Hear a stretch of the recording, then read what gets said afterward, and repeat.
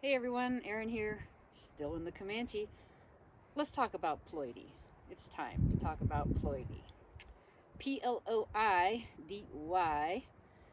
I am what? I'm a diploid organism. I have two sets of genetic material inherited from my mom, one inherited from my dad, and I grew up as a diploid. This juniper right here, that is a diploid. It spends most of its life as a diploid. This moss right here, let's just see. Carly, help me. Oops, a little bit. Perfect. This moss is a haploid. It spends most of its life with only a single set of genetic material, and it's not until it produces those little stalks, the little lollipops, those are its sporophytes, that's its diploid phase. But mosses are primarily haploid. So there's been a question for many years, come on closer, Carly, as to whether or not lichens are diploid or haploid.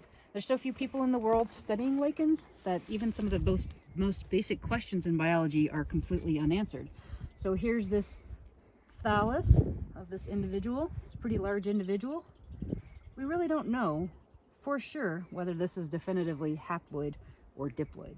It's pretty much assumed that lichens in their mature state are haploid, but we have some preliminary genetic evidence that that may not always be the case.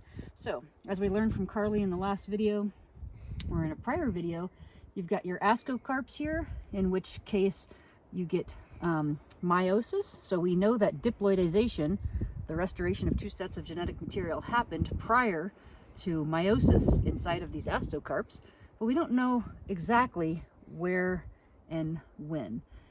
Generally, there's specialized cells below this ascocarp, so if I were to maybe pick this off right underneath of it, where the diploidization happens, so you can subsequently get meiosis, but there's no reason why that couldn't have happened over here, or down here, or down here.